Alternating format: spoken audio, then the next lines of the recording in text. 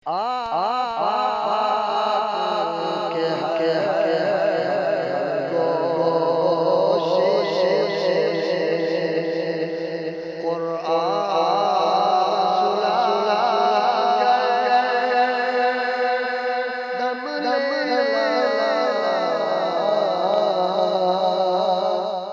اللہ الرحمن الرحیم۔ نور اسلام مدینہ T V کے ناظرین و سامعین، السلام علیکم ورحمۃ اللہ وبرکاتہ۔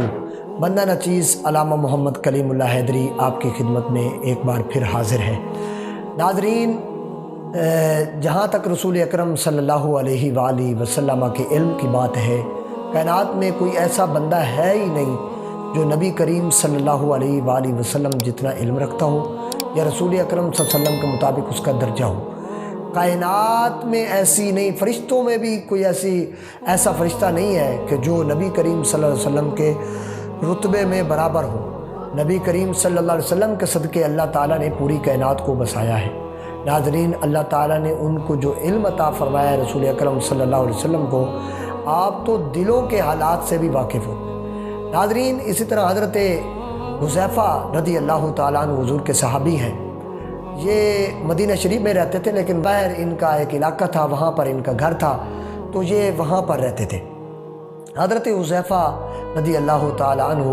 ناظرین، یہ فجر کی نماز بھی سرکار دو عالم صلی اللہ علیہ وآلہ وسلم کے پیچھے پڑھتے تھے، اور ظہر کی بھی اور عصر کی بھی نماز نبی مکرم صلی اللہ علیہ وآلہ وسلم کے پیچھے پڑھتے تھے، اور اس کے بعد مغرب اور عشاء اپنے گھر میں پڑھتے تھے۔ چونکہ ان کی والدہ بوڑھی تھی، بیمار تھی، تو یہ ان کی خدمت گزاری بھی کرتے اور اپنے گھر میں نماز پڑھ لیتے تھے۔ ناظرین، ایک دن حضرت حذیفہ رضی اللہ تعالیٰ عنہ اپنی والدہ محترمہ سے عرض کرنے لگے کہ اے اماں جان، آپ مجھے آج اجازت دیں کہ میں مغرب کی نماز نبی مکرم صلی اللہ علیہ وآلہ وسلم کے پیچھے جا کر پڑھتا ہوں، اور اپنی بخشش کے لیے بھی اور آپ کی بخشش کے لیے بھی دعا کرواتا ہوں۔ تو ماں محترمہ نے اجازت دے دی۔ حضرت حذیفہ رضی اللہ تعالیٰ عنہ آئے سرکار دو عالم صلی اللہ علیہ وآلہ وسلم کے پیچھے مغرب کی نماز پڑھنے کے لیے۔ جب مسجد نبی شریف میں آئے تو سرکار دو عالم صلی اللہ علیہ وآلہ وسلم کے پیچھے آ کر جب مغرب کی نماز پڑھی تو دل میں یہ ارادہ تھا کہ جب سلام پھیریں گے سرکار دو عالم صلی اللہ علیہ وآلہ وسلم تو اس وقت میں عرض کر دوں گا کہ حضور میرے لیے بھی دعا فرما دیں اور میری والدہ محترمہ کے لیے بھی دعا فرما دیں۔ دل دھڑک رہا تھا۔ سلام پھیرنے کے بعد سرکار دو عالم صلی اللہ علیہ وسلم نوافل میں مشغول ہو گئے، تسبیح و تعلیلات شروع کر دی، حتیٰ کہ عشاء کی نماز کا ٹائم ہو گیا۔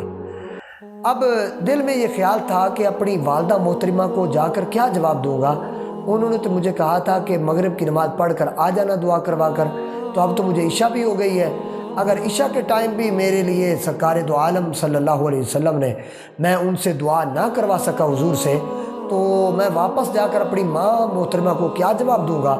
کہ وہ تو مجھ سے جاتے ہوئے پوچھیں گی کہ میری بخشش کے لیے اور اپنی بخشش کے لیے دعا کروائی یا نہیں، تو میں کیا جواب دوں گا۔ ناظرین، انہوں نے عشاء کی نماز سرکار دو عالم صلی اللہ علیہ وآلہ وسلم کے پیچھے پڑھی۔ اس وقت جب سلام پھیرا تو رسول اکرم صلی اللہ علیہ وسلم اٹھ کر کاشانہ نبوت کی طرف اپنے حجرہ پاک کی طرف جانے لگے، تشریف لے جانے لگے۔ ناظرین، آپ جانتے ہوں گے، جن دوست احباب نے عمرہ شریف کیا ہے ان کو پتہ ہے کہ حجرہ اماں عائشہ الصدیقہ رضی اللہ تعالیٰ عنہ، اس کا فاصلہ اور ممبر رسول صلی اللہ علیہ وسلم کا فاصلہ کتنا ہے، یہ وہ لوگ بخوبی جانتے ہیں جو وہاں پر زیارت کر کے آئے ہیں رسول اکرم صلی اللہ علیہ وسلم کے کاشانہ نبوت کی، وہ جو ہے وہ زیارت کر کے آئے ہیں، یہ وہ بہتر جانتے ہیں۔ میری تو دعا ہے اللہ تعالی ہم تمام کو وہاں پر مدینہ منورہ میں سرکار دو عالم صلی اللہ علیہ وسلم کے روضہ مبارکہ کی بارہا مرتبہ حاضری نصیب فرمائے۔ تو عرض یہ کر رہا تھا کہ جب سرکار دو عالم صلی اللہ علیہ وسلم اپنے کاشانہ نبوت کی طرف جانے لگے تو حضرت حذیفہ رضی اللہ تعالیٰ عنہ سرکار دو عالم صلی اللہ علیہ وسلم کے پیچھے چلنا شروع ہوئے۔ تو نبی کریم صلی اللہ علیہ وسلم نے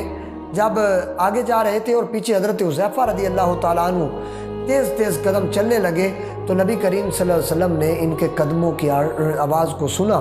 تو سرکار دو عالم صلی اللہ علیہ وسلم نے فرمایا کہ من ھذا، کون؟ تو اس وقت حضرت حذیفہ رضی اللہ تعالی عنہ فرماتے ہیں کہ اتنا پوچھ کر سرکار دو عالم صلی اللہ علیہ وسلم نے فرمایا تم حذیفہ تو نہیں ہو؟ میں نے عرض کی یا رسول اللہ صلی اللہ علیہ وسلم نعم، میں حذیفہ ہوں۔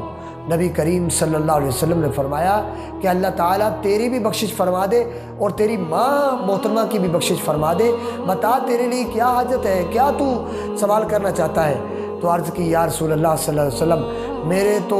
لب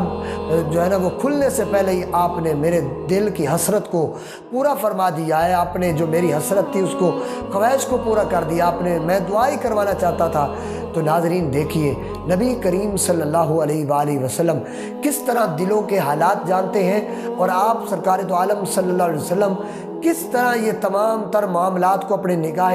کرم کے ساتھ دیکھ رہے ہیں۔ آپ دیکھیے یہاں تو ناظرین لوگ دیواروں کو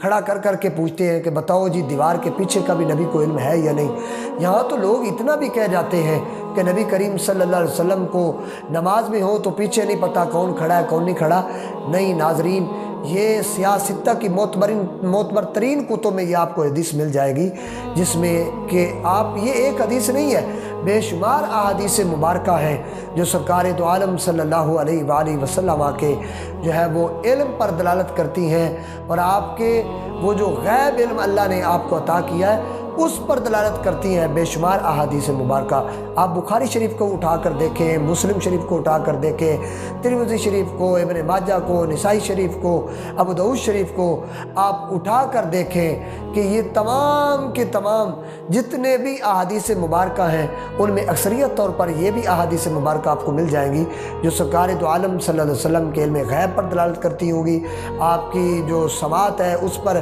دلالت کرتی ہوں گی، آپ کے علم پر دلالت کرتی ہوں گی۔ ناظرین دعا یہی ہے خالق کائنات کی بارگاہ میں، اللہ پاک ہم تمام کو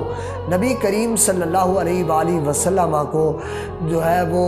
اللہ تعالیٰ کا برگزیدہ اور آخری پیغمبر اور جو ہے وہ افضل الاعلیٰ رسول اللہ تعالیٰ ہمیں نبی کریم صلی اللہ علیہ وسلم کو ماننے کی اللہ توفیق عطا فرمائے۔ اللہ تعالیٰ حضور کے غیب علم کو ماننے کی توفیق عطا فرمائے، اور آپ کے علم کو صحیح طور پر مانے جامع انداز میں اللہ تعالیٰ ہمیں اس کو بیان کرنے اور اس کو سمجھنے کی اللہ توفیق عطا فرمائے۔ ناظرین آخر میں یہی درخواست کرتا جا رہا ہوں، کسی بھائی کو اگر کوئی سوال کرنا ہو تو کمنٹس باکس میں لازمی سوال کریں، انشاءاللہ بندہ نچیز اس کا ضرور جواب دے گا۔ آمین ثم آمین، وآخر دعوانا ان الحمدللہ رب العالمین۔